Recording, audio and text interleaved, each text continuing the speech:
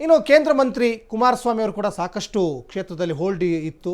ಆದರೂ ಕೂಡ ಎಲ್ಲೋ ತನ್ನ ಪುತ್ರನನ್ನು ಗೆಲ್ಲಿಸ್ಕೊಂಡು ಬರಲಿಕ್ಕೆ ಆಗಲಿಲ್ಲ. ಏನಿರ್ಬೋದು ಈ ಸೋಲಿಗೆ ಕಾರಣ ಅಂತ? ಸರ್, ಈ ಒಂದು ಫಲಿತಾಂಶವನ್ನು ನೋಡ್ತಾ ಇದ್ರೆ ಒಂದು ರೀತಿಯಾದ ಆಘಾತನೇ ಆಗಿದೆ ಅಂತ ಯಾಕೆಂತಂದರೆ ಅಲ್ಲಿ ನಡೆದಕ್ಕೆ ನಾವು ಕೂಡ ಅಲ್ಲಿ ಚುನಾವಣೆ ಒಂದು ಕಾರ್ಯನಿಮಿತ್ತ ಭಾಗವಹಿಸಿದ್ವಿ.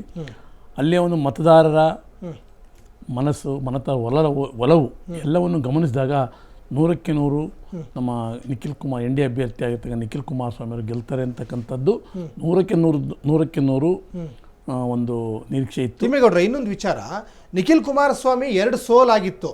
ಅವ್ರು ಈ ಸಲ ನಿಲ್ಬೇಕು ಅಂತ ಅವ್ರೇನು ಹಠಕ್ ಬಿದ್ದಂತೆ ಕಾಣಿಸ್ತಾ ಇರಲಿಲ್ಲ. ದೇವೇಗೌಡರ ಇಂಗಿತ ಇದು? ಇಲ್ಲ ದೇವೇಗೌಡರ ಕಾರ್ಯಕರ್ತರ ಇಂಗಿತ. ದೇವೇಗೌಡರ ಸಾಹೇಬರ ಇಂಗಿತ ಅನ್ನೋದಕ್ಕಿಂತ ಕಾರ್ಯಕರ್ತರ ಆಟ. ಯಾಕಂದ್ರೆ ನಾವು ಗೆಲ್ಲಿಸ್ಕೊಂಬರ್ತೀವಿ ಅಂತೇಳಿ ಸುಮಾರು ಪಾರ್ಟಿ ಆಫೀಸ್ ಹತ್ರ 2-3 ದಿವಸ 5-6 ಸಾವಿರ ಜನಗಳು ಬಂದು ನಮಗೆ ಬೇಕೇ ಬೇಕು ಅವರು ಅಂತಕ್ಕಂಥ ಹಠ ಬಿದ್ದಿದ್ದರಿಂದ ಇವರೆಷ್ಟೇ ನಿಲ್ಲಲ್ಲ ಅಂತ ಹೇಳಿದ್ರೆ ಕೇಳಿದೋದ್ರು ಕೂಡ ಒಲ್ಲದ ಮನಸ್ಸಿಂದ ನಿಲ್ಬೇಕಾದ ಪರಿಸ್ಥಿತಿ ಬಂತು. ಅವ್ರು ಆಕ್ಚುಲಿ ಯಾಕೆಂತಂದ್ರೆ ಕಾರ್ಯಕರ್ತರು ನಿಲ್ಸೋದಕ್ಕೆ ರೆಡಿ ಇದ್ರು. ಕುಮಾರಣ್ಣ ಹೇಳಿದ್ರು, ಎಲ್ಲರೂ ಇದ್ರು ಕೂಡ. ಯಾವುದೇ ಪಕ್ಷಕ್ಕೆ ಕಾರ್ಯಕರ್ತರೇ ಬಲ, ಕಾರ್ಯಕರ್ತರು ಪಕ್ಷನೇ ಇರಲ್ಲ.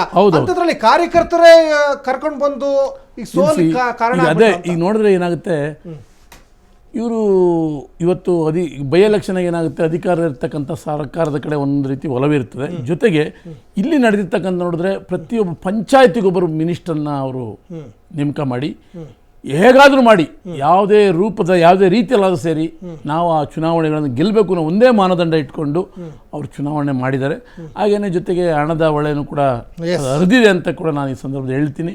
ಜೊತೆಗೆ ಇವತ್ತೇನು ಸನ್ಮಾನ್ಯ ಡಿ ಕೆ ಶಿವಕುಮಾರ್ ಅವರು ಅವರ ಒಂದು ಪ್ರತಿಷ್ಠೆ ಕೂಡ ಆಗಿತ್ತು. ಯಾಕೆ ತಮ್ಮನ ಸೋಲಿನಿಂದ ಹತಾಶೆಗೊಂಡಿದ್ದಂಥ ಅವರು ಇದರಲ್ಲಿ ಸೋಲಾದರೆ ನನಗೆ ಇನ್ನೂ ಆಘಾತ ಆಗುತ್ತೆ, ಮತ್ತು ಸರ್ಕಾರದಲ್ಲಿ ಕೂಡ ಒಂದು ನನಗೆ ಏನು ಇವತ್ತು ಅಷ್ಟು ಸಮಂಜಸ ಇರಲ್ಲ ಅಂತೇಳಿ ಇವತ್ತೇ ಆಲ್ರೆಡಿ ಏನು ಅವರ ಪಕ್ಷದ ಶಾಸಕರು ಏನು ಅಭಿವೃದ್ಧಿ ಇಲ್ಲ, ನಮಗೆ ಎಲ್ಲ ರೀತಿಯಾದಂಥ ಒಂದು ಒಳಜಗಳ ಸ್ಟಾರ್ಟ್ ಆಗ್ತಾ ಇತ್ತು. ಅದಕ್ಕೆ ಇದೊಂದು ರೀತಿಯಾದಂಥ ಅವ್ರಿಗೆ ಜೀವ ತುಂಬಿದೆ ಅಂತ ಕೂಡ ನಾನು ಹೇಳಲಿಕ್ಕೆ ಇಷ್ಟಪಡ್ತೇನೆ. ಜೊತೆ ಈ ಒಂದು ಫಲಿತಾಂಶ ನಮಗೊಂದು ರೀತಿಯಲ್ಲಿ ಆಘಾತ ಅಂತೂ ಆಗಿದೆ.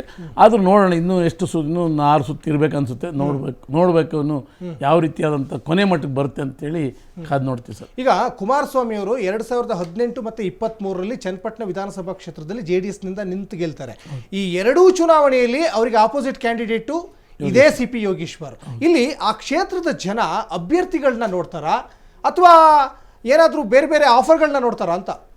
ಸರ್, ಅಲ್ಲಿ ಒಂದು ನೀವು ಹೇಳಿದಾಗೆ ಅಭ್ಯರ್ಥಿ ಒಂದು ಬ್ರೇಕಿಂಗ್ ಬರ್ತಾ ಇದೆ. ಬೈ ಎಲೆಕ್ಷನ್ ಮೇಲೆ ಎಫೆಕ್ಟ್ ಆಗ್ತಾ ಇಲ್ಲ ಮೂಡ ಮತ್ತು ವಾಲ್ಮೀಕಿ ಹಗರಣ. ಉಪಚುನಾವಣೆ ಕಣದಲ್ಲಿ ಸದ್ದು ಮಾಡಿದ್ದ ಮೂಡ ವಾಲ್ಮೀಕಿ ಕೇಸ್. ಮೂಡ ವಾಲ್ಮೀಕಿ ವಿಚಾರ ಮುಂದಿಟ್ಟು ಟೀಕೆ ಮಾಡಿತ್ತು ದೋಸ್ತಿ ನಾಯಕರು. ಮೂಡ ಮತ್ತೆ ವಾಲ್ಮೀಕಿ ವಿಚಾರವನ್ನ ಮುಂದಿಟ್ಕೊಂಡು ದೊಡ್ಡ ಮಟ್ಟದಲ್ಲಿ ಹೋರಾಟ ಮಾಡಿದ್ರು. ಹಗರಣ ಮುಂದಿಟ್ಟು ಕೈ ವಿರುದ್ಧ ಪ್ರಚಾರ ಮಾಡಿದ್ರು ಮೈತ್ರಿ ನಾಯಕರು. ಆದರೆ ಇವ್ಯಾವು ಕೂಡ ವರ್ಕೌಟ್ ಆಗಿಲ್ಲ. ಆದರೆ ರಾಜ್ಯದ 3 ಕ್ಷೇತ್ರಗಳಲ್ಲಿ ಈಗ ಕಾಂಗ್ರೆಸ್ ಗೆದ್ದು ಬೀಗಿದೆ ಅನ್ನೋದಿಲ್ಲಿ ಗೊತ್ತಾಗ್ತಾ ಇದೆ.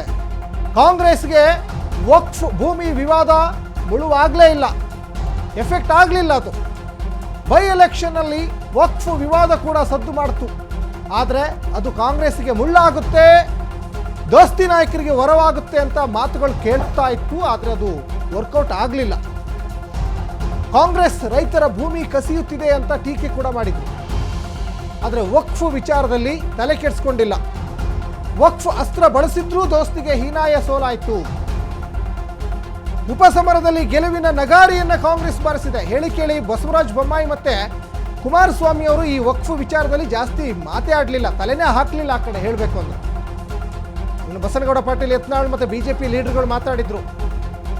ಆದರೆ ಯಾರು ಜಾಸ್ತಿ ಮಾತಾಡಲಿಲ್ಲ, ಯಾರು ಜಾಸ್ತಿ ತಲೆ ಹಾಕಲಿಲ್ಲ ಆ ಕ್ಷೇತ್ರದಲ್ಲಿ ಅಂದರೆ ಕುಮಾರಸ್ವಾಮಿ ಮತ್ತು ಬಸವರಾಜ ಬೊಮ್ಮಾಯಿ ಇವ್ರ ಕ್ಷೇತ್ರದಲ್ಲೇ ಜಾಸ್ತಿ ವರ್ಕೌಟ್ ಆಗಿದೆಯಾ ವಕ್ಫ್ ಅಂತ. ಅಂದರೆ ಎಲ್ಲ ಅಲ್ಲಿ ಒಂದಾದ್ರ ಮುಸ್ಲಿಮರು ಎಲ್ಲ ಒಂದಾಗಿ ಕಾಂಗ್ರೆಸ್ಗೆ ವೋಟ್ ಹಾಕಿದ್ರ ಅಂತ. ಇನ್ನು ಉಪಸಮರದಲ್ಲಿ ಗೆಲುವಿನ ನಗಾರಿಯನ್ನ ಕಾಂಗ್ರೆಸ್ ಬಾರಿಸಿದೆ.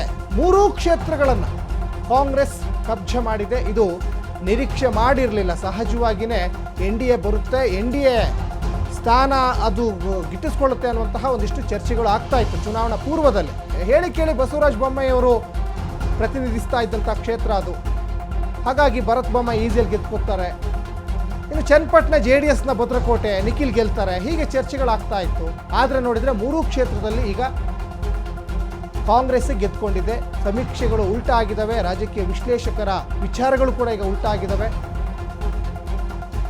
ಯಾಕೆ ಸೋಲಾಯ್ತು ಅಂತ ಈಗ ಪರಾಮರ್ಶೆ ಒಂದು ಕಡೆ NDA ನಾಯಕರು ಈಗ ಮಾಡ್ಕೊಳ್ತಾ ಇದ್ದಾರೆ, ಜೊತೆಗೆ JDSನವರು ಕೂಡ. ಇನ್ನು ಎಕ್ಸ್ನಲ್ಲಿ ಪೋಸ್ಟ್ ಮಾಡಿದ್ದಾರೆ DCM DKಶಿ, ಕರ್ನಾಟಕ ಕಾಂಗ್ರೆಸ್ ಪಕ್ಷದ ಗ್ಯಾರಂಟಿಗಳ ಗೆಲುವು. ಕರ್ನಾಟಕ ಕಾಂಗ್ರೆಸ್ ಗ್ಯಾರಂಟಿಗಳ ಗೆಲುವು. ಕಲ್ಯಾಣ ಕರ್ನಾಟಕ, ಕಿತ್ತೂರು ಕರ್ನಾಟಕ. ಇದು DCM DK ಶಿವಕುಮಾರ್ ಹೇಳ್ತಾ ಇರೋದು. ಹಳೆಯ ಮೈಸೂರು ಭಾಗದ ಅಭಿವೃದ್ಧಿಯ ಗೆಲುವು.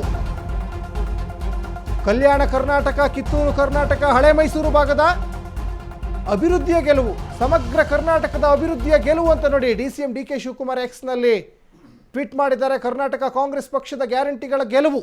ಕರ್ನಾಟಕ, ಕಲ್ಯಾಣ ಕರ್ನಾಟಕ, ಕಿತ್ತೂರು ಕರ್ನಾಟಕ, ಹಳೆಯ ಮೈಸೂರು ಭಾಗ ಮತ್ತು ಸಮಗ್ರ ಕರ್ನಾಟಕದ ಅಭಿವೃದ್ಧಿಯ ಗೆಲುವು ಅಂತ ಒಂದು ಕಡೆ ಎಕ್ಸ್ನಲ್ಲಿ DK ಶಿವಕುಮಾರ್ ಹೇಳ್ತಾ ಇದ್ದಾರೆ. ತಿಮ್ಮೇಗೌಡ್ರೆ ಮಾತಾಡ್ತಾ ಇದ್ರಿ, JDS ಮುಖ್ಯವಾಗಿ ಭದ್ರಕೋಟೆ, ಚನ್ನಪಟ್ಟಣದ ಭದ್ರಕೋಟೆ. ಈ ಭದ್ರಕೋಟೆ ಯಾಕಂದರೆ ಒಂದೇ ಒಂದು ಸ್ಥಾನ ಉಳ್ಕೊಂಡಿತ್ತು, 3 ಆಲ್ರೆಡಿ ಕಾಂಗ್ರೆಸ್ ಕಬ್ಜೆ ಮಾಡಿಬಿಟ್ಟಿತ್ತು.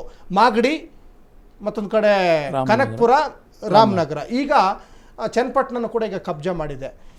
ದೇವೇಗೌಡರು ಇಷ್ಟೆಲ್ಲ ಪ್ರಚಾರ ಮಾಡಿದ್ರು, ಅನಿತಾ ಕುಮಾರಸ್ವಾಮಿ ಮಹಿಳಾ ಮತಗಳ ಬಗ್ಗೆ ಕೇಂದ್ರೀಕರಿಸಿದ್ರು, ಕುಮಾರಸ್ವಾಮಿ ಅವರು ಕೂಡ ಸಾಕಷ್ಟು ಪ್ರಚಾರ ಮಾಡಿದ್ರು. ಆದರೂ ಎಲ್ಲೋ ಒಂದು ಕಡೆ ನಿಖಿಲ್ಗೆ ಸೋಲಾಯ್ತಲ್ಲ ಅಂತ. ಸರ್ ನೋಡಿ, ಇವತ್ತು ಅಧಿಕಾರದಲ್ಲಿರ್ತಕ್ಕಂಥ ಸರ್ಕಾರ, ಕಾಂಗ್ರೆಸ್ನ ನಾಯಕರುಗಳು ಏನು ಮಾಡೋದಂತಂದರೆ, ಅಲ್ಲಿ ನಗರಸಭೆ ಸದಸ್ಯರಿರ್ಬೋದು, ಜಿಲ್ಲಾ ಪಂಚಾಯತ್ ಸದಸ್ಯರಿರ್ಬೋದು, ಅವರನ್ನು ಎಲ್ಲ ಅವ್ರ ಹತ್ರ ಸೆಳ್ಕೊಳ್ದು. ಅದು ಯಾವ ರೂಪದಲ್ಲಿ ಸೆಳ್ಕೊಂಡ್ರು ಅದು ಬೇರೆ ವಿಷಯ. ಆ ರೀತಿ ಹೇಳ್ಕೊಂಡು, ಜೊತೆಗೆ ನೋಡಿ, ಕಾಂಗ್ರೆಸ್ನವ್ರು ಇವತ್ತು ಸನ್ಮಾನ್ಯ DK ಶಿವಕುಮಾರ್ ಹೇಳ್ಬೋದು ಅಭಿವೃದ್ಧಿ ಗ್ಯಾರಂಟಿಗಳ ಒಲವು ಅಂತ. 100ಕ್ಕೆ 100 ಅಲ್ಲ. ಆ ಥರ ಇದ್ದಿದ್ರೆ ಯಾಕೆ ಬೇರೆ ಕ್ಯಾಂಡಿಡೇಟ್ ಗೆಲ್ಸ್ಕೋಬೋದಿತ್ತು. ಆದರೆ ಸನ್ಮಾನ್ಯ ಯೋಗೇಶ್ವರನ್ನ ಯಾಕೆ ಕರ್ಕೊಂಬಂದ್ರು? ಅವ್ರು BJPಯಲ್ಲಿ MLC ಇದ್ದಂಥವ್ರನ್ನ ರಿಸೈನ್ ಮಾಡಿಸಿ ಕರ್ಕೊಂಬಂದಿದ್ದು ಯಾಕೆ? ಹಾಗಂತ ಅವ್ರಿಗೆ ಗ್ಯಾರಂಟಿ ಇದ್ದಿದ್ರೆ, ನಮಗೆ ಗ್ಯಾರಂಟಿಗಳ ಒಲವು ಅಂತ ಯಾಕೆ ಆ ರೀತಿ ಅವ್ರನ್ನ ಕರ್ಕೊಂಬಂದು ನಿಲ್ಲಿಸಬೇಕಾಯ್ತು? ಅವ್ರಿಗೆ ಕ್ಯಾಂಡಿಡೇಟ್ ಇರಲಿಲ್ವಾ?